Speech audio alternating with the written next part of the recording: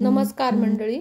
जगावेगळे जगावेगळे अष्टावक्र संहिता मूळ संस्कृत सूत्रांचे पद्य रूपांतरण गद्य विस्तारासहित श्री नारायण पाटणकर रत्नागिरी लिखित भाग 10 प्रकरण 3 आत्मज्ञानामुळे आसक्ती नाश.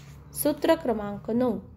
व्यथा पीडा भोग भोगी धैर्यशील जरी असे आत्मलक्षी सदा तोषी मोक्षोभितो तरीही नसे. विस्तार. संतोष पावणे, संतप्त होणे हे मनाचे गुण आहेत.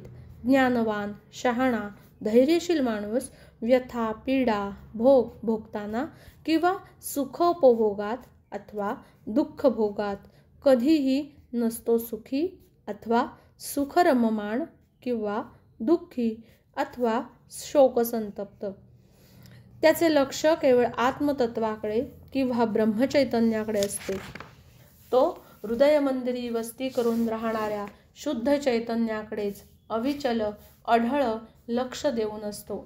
ज्ञानी माणूस मनाने कधीही लक्ष न देता केवळ चैतन्यदंग असतो. मन, बुद्धी, चित्त, अहंकार यांचा लय आत्मतत्वातच झालेला असल्याचे जाणून असा ज्ञानी केवळ एकमेव आत्मलक्षी आत्मरूपच असतो. तसे नसेल त्याला ज्ञान झाले असे म्हणताच येत नाही. ज्ञानी कधीही विचलित होऊ शकत नाही. सूत्र 10. आपुले क्रियान्वित शरीर अन्यमानी जो मान अपमानी कैसा विचलित होईतो. विस्तार. ज्ञानी माणूस आपल्या स्वतःच्या देहाकडेही प्रत्यक्ष कार्यरत देह आपलेपणाने न पाहता एखाद्या अन्य देहाप्रमाणे किंवा इतर शरीराप्रमाणे तटस्थतेने पाहत असतो. तो स्वशरीरापासून अलिप्त असतो. असे असताना असा तो महाशय मान, अपमान, स्तुती किंवा निंदा यांनी सुखी वा दुःखी होण्याचा प्रश्नच निर्माण होत नाही. तो सुखदुःखात नेहमीच समत्वाने वागणारा असतो. तो कायमस्वरूपी अविचल असतो. तसे नसेल तर त्याला ज्ञान प्राप्ती झाली असे मानणे चूकच असते. त्या परिस्थितीत तो ज्ञानी नव्हेच. सूत्र क्रमांक 11. मायारूप विश्व सारे अनित्य ही सदा असे मृत्यू समीप जाणूनही ज्ञानी भयभीत तो नसे. विस्तार. सारे विश्व हे मायामय असून नाशिवंत अनित्य असल्याचे ज्ञानी जाणत असतो.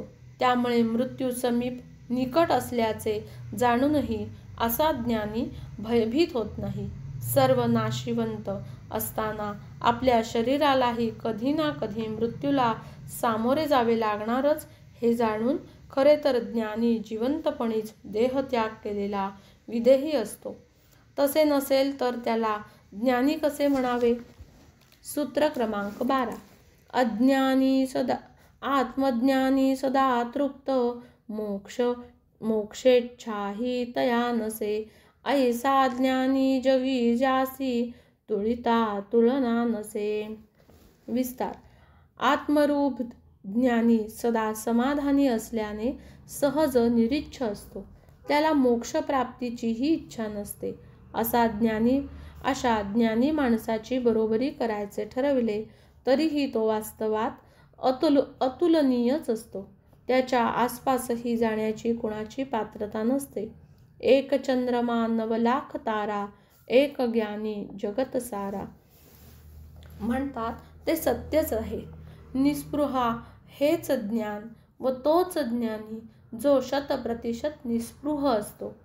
ज्ञानी मुक्तीचा आनंद चाखीत असतोच असतो. मोक्षानंद मोक्षाहूनही श्रेष्ठ आहे. याचे कारण म्हणजे मोक्ष ही निर्बीजता असल्याने मोक्षात संवेदना नसते. मात्र मोक्ष लीन असताना एक अद्भुत सुखसंवेदना प्रवाहित असते. जो असतो आत्मानंद, मोक्षानंद. आत्मानंदात, मोक्षानंदात आनंद भोगणारे असे काहीतरी अस्तित्वात बीजरूपाने असतेच असते. अशी जाणीव ही सबीजता आहे. मोक्षानंदात आत्मतत्वच मुक्ततेचा आनंद चाखीत असते. हा असतो आत्म्याचा आत्मरस, जो आत्माच चाखीत असतो. सूत्र क्रमांक 14.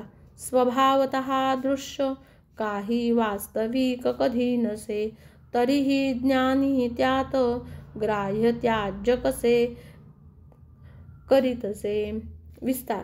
वास्तविक दृश्यात मूळचे असे सत्य असे काहीही नसते. असे असताना ज्ञानी माणूस दृश्यादृश्यामध्ये भेद कसा काय करू शकते? हे ग्राह्य व ते त्याज्य असे तो कसे काय ठरवू शकतो? सर्व जगच अनित्य असल्याचे जाणणारा माणूस सर्व दृश्यपूर्ण जगच त्याच्या अवास्तवतेमुळे आपणाशी असंबंधित समजतो. चैतन्याचा नित्याचा अनित्य दृश्याशी वास्तविकतेचा भ्रम मिथ्या यांच्याशी काहीही संबंध नसतो. या कारणामुळेच ज्ञानी माणूस सहज वासनामुक्त निरीच्छ असतो. काहीही नसल्यामुळे अशा नसलेल्याचा आपल्याला शुद्ध वास्तव चैतन्याशी काडीचाही संबंध नसल्याचे तो जाणतो. म्हणूनच तो अवास्तविकतेचे कर्तृत्व भोक्तृत्व आपणाकडे घेऊ शकत नाही. खरे तर चैतन्यच एकमेव असल्याने त्याला शुद्ध चैतन्यालाच म्हणजेच मी तू माझे सारे गेल्यावर उरणाऱ्या शुद्ध मीलाच, जो नामरहित असतो, निराकार निर्गुण असतो, अशा नामधारी किंवा नामरूपात वावरणारा पण प्रत्यक्ष ज्ञानमेव असलेला ज्ञानी सारे कर्तृत्व भोक्तृत्व अर्पण करून स्वतः केवळ अविकारी शांत मौन राहतो. तसे तो न करता अहंकाराने मी करता असे समजेल तर तो ज्ञानी असू शकत नाही. सूत्र क्रमांक 14. विमल अंतरात द्वैत आसरहित जो असे, दैव योगे प्राप्त भोगी सुख दुःख रहित असे. ज्याच्या अंतःकरणातील द्वैत भेद आशा इच्छा यांचा अंत होऊन जो विमल निर्मल झाला आहे, तो दैववशात त्याला प्राप्त झालेल्या भोगांमुळे नसतो सुखी किंवा दुःखीही. तो भोग भोगूनही अलिप्त असतो साऱ्यांपासून. राजा जनकाला हे पुनः पुन्हा सांगून अष्टावक्र मुनी त्याच्या अंतःकरणात स्थिर ज्ञानप्राप्ती झाली आहे अथवा नाही, हे का सारे शाब्दिक ज्ञानच आहे त्याचे, याची खात्री करून घेत आहेत. ही आहे राजा जनकाची अष्टावक्र मुनी घेत असलेली परीक्षा. अस्तु.